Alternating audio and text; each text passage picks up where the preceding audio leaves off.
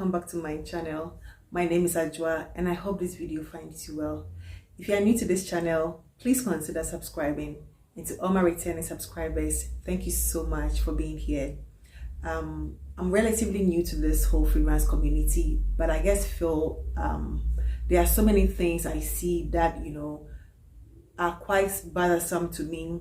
I see people saying stuff, there are so many freelance reviewers I revere. I look up to a lot of them, even if I never comment under their videos or anything. There are so many of freelance reviewers I admire, I consider mentors, without whom I wouldn't even be here, However, there are certain things and I wouldn't say behavior, but certain things that are done, that I feel are a bit, bothersome and needs to stop. So I'm here with like a rant and some piece of advice, although I don't feel I am in a position to advise anyone, but I guess feel some of these things need to be addressed or stopped. So the very first one I have here, I have quite a bunch of things here. I've written them in my notebook, so I have 5 of them.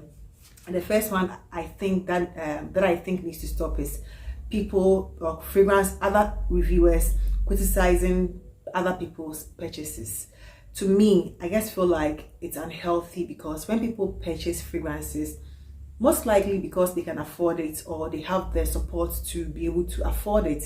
So if you see hauls of 10, 15, 20 fragrances at a go, and it's like consistent or constant, and you just feel like they need to criticize such a person, I guess feel it's not fair, because so far as the person's card is not declining, so far as the person, still lives a normal, healthy life, and whatever happens behind the scenes is none of our business. I think that criticism should be, it should be like kitchen table talk, like something that you discuss with your friend off camera, but not something you share, your views on. Because if someone is buying, tens of fragrances to haul, it's because the person is most likely able to afford it. So I guess feel like it's unhealthy when people sort of criticize people's purchasing, behavior, just because they are doing something which most people have done in the past. They have a lot of these reviewers bought tons of fragrances in the past, and now that they are in a place where they feel they have matured enough to know which fragrances they like and prefer, and have decluttered or curated their fragrances, they have like a much curated like collection, and there's no need to be doing these hauls. So for beginners, and people who are also new to this whole fragrance community, I think there are so many errors a lot of people will make, including buying and hauling. It's all part of it, but I find it a bit unnecessary when I see people criticizing, but I hate hauls, say I hate hauls, why is this person always showcasing hauls and hauls? I think it's a phase that a lot of people go through, so that needs to be stopped. So that is my first point. The next point I have is sort of in connection with the first one, which is bashing expensive niche and designer fragrances. I understand there are niche snobs, but when it comes to people bashing people, going like, oh, they are always buying expensive and niche fragrances, and they don't like the cheapies and the Middle Eastern and whatever it is, only for you to turn around and see these people buying same fragrances. Probably they most likely, like I've seen people who have bashed people buying fragrances all the time, and then they turn around to buy other like accessories or gadgets which are like the prices of these niche fragrances, or even double of those niche fragrances, and they don't see anything wrong with that, but they find it needful to criticize people buying expensive niche and designer fragrances, which to me is unfair. If you are not buying the niche and the expensive fragrances, but you would rather buy some accessory or a gadget or something which is like 2-3 times the price of these niche and designer fragrances, why it's like sinners criticizing sinners. Like we are all sinning but differently, but you feel the need to criticize someone. I think that needs to be stopped. It's not healthy, you know. And the third one I have here is like a word of caution that I would say. When people say, or fragrance reviewers say, this is going to be my last haul of the year or for the next 6 months, please, please, please, please do not believe this, because I see people who say this, you know, this is my last fragrance haul. 1 month down the line, there is a big haul, and the only excuse is, oh, I, you know, had these things like 2-3 months ago. I mean, who are we to judge you? If you just feel comfortable and buy when you want. Just because someone is not buying doesn't mean you shouldn't. If you can afford it, the fragrance is something you've been wanting for a long time, probably it's your birthday or anniversary or something and you really want it, there is no shame in buying if you can afford it, you know.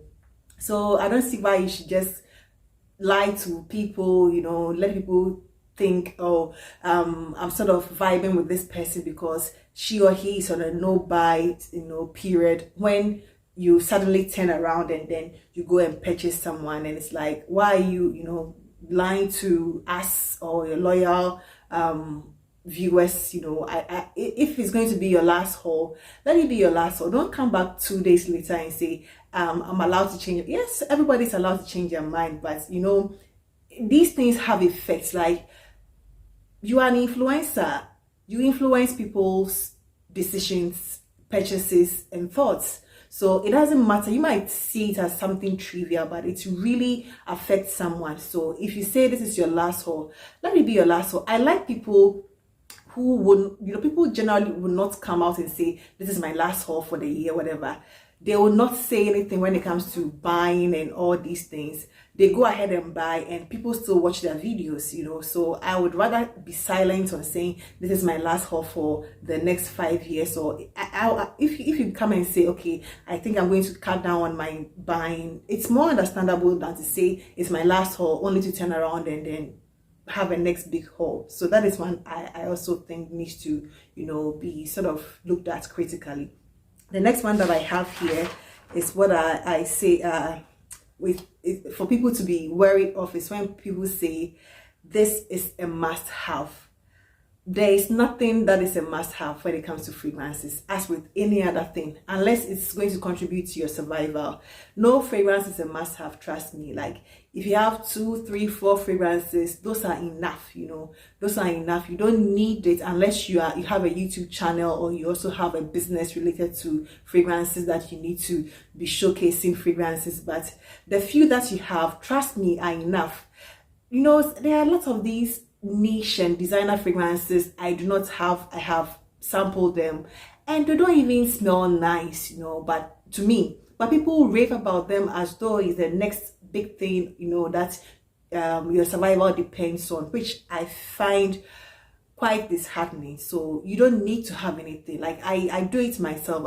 I say it, you know, sometimes it's just a catchphrase, or you know, something to grab people's attention to watch videos. But honestly, there is absolutely nothing like get this, or you know, you're not part of the clique. Because sometimes people want to feel belonged. That is why they get some fragrances, only to find out they even do not like these fragrances. So you do not need, or there is nothing like a must-have unless your survival depends on it.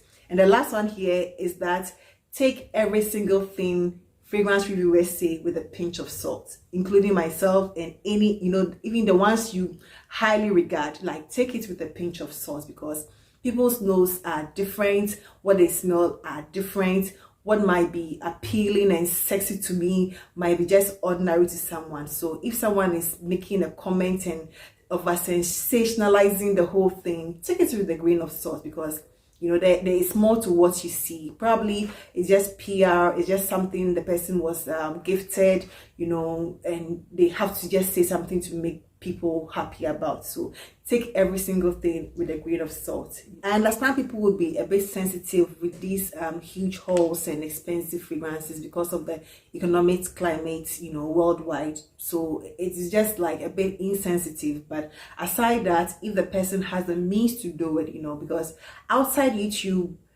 people, that is where people are even making, you know, like huge purchases with like designers and, you know, houses that are beyond, you know, imagination.